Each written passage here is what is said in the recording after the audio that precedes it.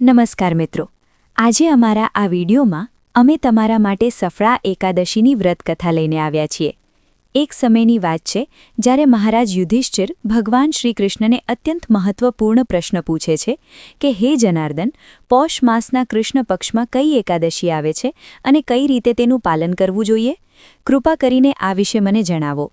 યુધિષ્ઠિર મહારાજની વાત સાંભળીને ભગવાન કેશવ બોલ્યા કે હે ધર્મરાજ, પૌષ માસના કૃષ્ણ પક્ષમાં આવનારી એકાદશીનું નામ સફળા એકાદશી છે। આ એકાદશીના દિવસે ભક્તોએ ભગવાન નારાયણના વિગ્રહની પૂજા અર્ચના કરવી જોઈએ। હું તમને સફળા એકાદશીની પૌરાણિક કથા સંભળાવું છું, ધ્યાનપૂર્વક સાંભળો। એક સમયે ચંપાવતી નામની એક સુંદર નગરી હતી, જ્યાં મહિષ્મતી નામના અત્યંત પરાક્રમી અને ધર્મનિષ્ઠ રાજા રાજ કરતા હતા। તેમને 4 પુત્રો હતા। રાજાનો સૌથી જ્યેષ્ઠ પુત્ર લુંપક હંમેશા પાપ કર્મોમાં લીન રહેતો હતો। સ્ત્રી દુરાચાર, જુગાર રમવું, બ્રાહ્મણો અને શાસ્ત્રોનું અપમાન કરવું, વૈષ્ણવોની નિંદા કરવી તે તેના માટે સામાન્ય કાર્ય હતા। તેના આ પાપ કર્મોની અસર રાજ્ય પર પડવા લાગી। એક દિવસ રાજા મહિષ્મતીએ તેને પોતાના રાજ્યમાંથી હાંકી કાઢ્યો। લુંપક રાજ્યની બહારના એક જંગલમાં રહેવા લાગ્યો, પણ હજી પણ તેની પાપમય પ્રવૃત્તિમાં કોઈ કમી આવી નહીં।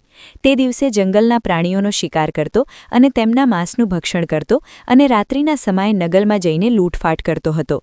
અનેકવાર લોકોએ તેને ચોરી અને લૂંટફાટ કરતા પકડ્યો પણ હતો, પરંતુ લુંપકના પાપ કર્મોનો અંત આવ્યો નહીં।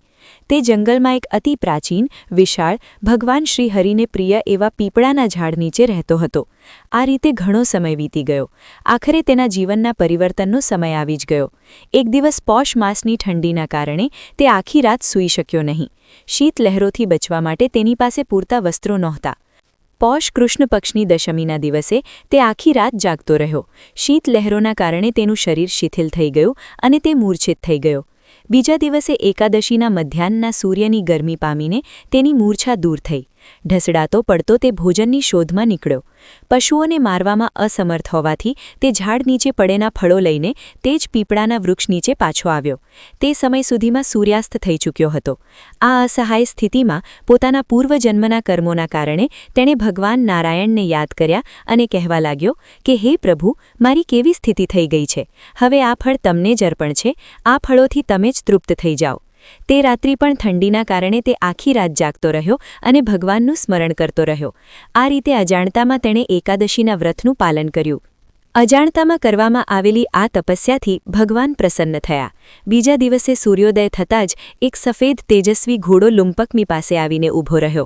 તે જ ક્ષણે એક આકાશવાણી થઈ, હે વત્સ, આ ઘોડો તારા માટે આવ્યો છે।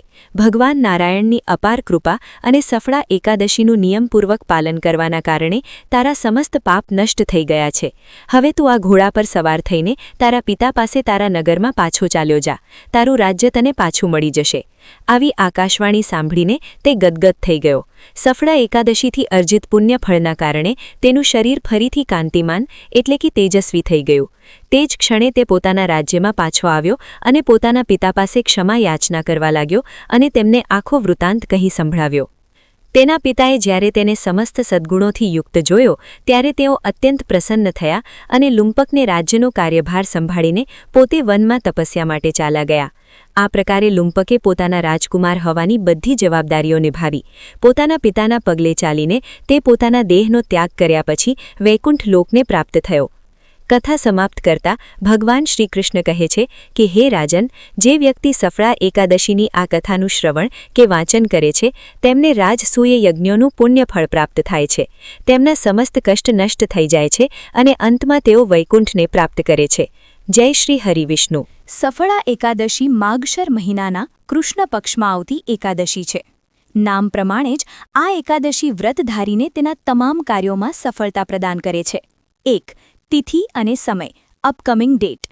ચાલુ વર્ષે સફળા એકાદશીની તિથિ આ મુજબ છે। સફળા એકાદશીની તારીખ 15 ડિસેમ્બર 2025। 2. પૂજા વિધિ। સફળા એકાદશીનું વ્રત કરવાથી ભગવાન વિષ્ણુ અને માતા લક્ષ્મીના આશીર્વાદ પ્રાપ્ત થાય છે। વ્રતનો સંકલ્પ। દશમીની રાત્રે સાત્વિક ભોજન લઈને એકાદશીના દિવસે સવારે સૂર્યોદય પહેલાં ઉઠીને સ્નાન કરો। સ્વચ્છ વસ્ત્રો ધારણ કરો અને હાથમાં જળ લઈને ભગવાન વિષ્ણુ સામે વ્રતનો સંકલ્પ કરો કે તમે નિષ્ઠાપૂર્વક વ્રતનું પાલન કરશો। ભગવાનની સ્થાપના. પૂજા સ્થાન પર ભગવાન વિષ્ણુ શ્રી હરિની પ્રતિમા અથવા ફોટો સ્થાપિત કરો. ષોડશોપચાર પૂજા. ભગવાનને પંચામૃતથી સ્નાન કરાવો. ત્યારબાદ તેમને ચંદન, તુલસીના પાન એટલે કે તુલસીદળ, ફૂલો, ફળ ખાસ કરીને નારંગી, ખજૂર, કેળા વગેરે, ધૂપ અને દીવો અર્પણ કરો. ફળ અર્પણ. જેમ કથામાં લુંપકે ફળ અર્પણ કર્યા હતા તેમ ભક્તોએ પોતાની ક્ષમતા અનુસાર નારિયેળ, સોપારી, કમળગટ્ટા અથવા અન્ય ફળ ભગવાન વિષ્ણુને અર્પણ કરવા જોઈએ. મંત્ર જાપ. આ દિવસે ઓમ નમો ભગવતે વાસુદેવાય નમઃ મંત્રનો ઓછામાં ઓછી 108 વાર જાપ કરવો ખૂબ જ શુભ માનવામાં આવે છે. રાત્રિ જાગરણ.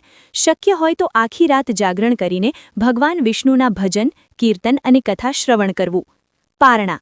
દ્વાદશીના દિવસે વ્રતના બીજા દિવસે સવારે સ્નાન કરીને ભગવાન વિષ્ણુની પૂજા કર્યા પછી બ્રાહ્મણ અથવા ગરીબને ભોજન કરાવો અને દાન આપો. ત્યારબાદ શુભ મુહૂર્તમાં વ્રતનું પારણા કરો એટલે કે વ્રત ખોલો.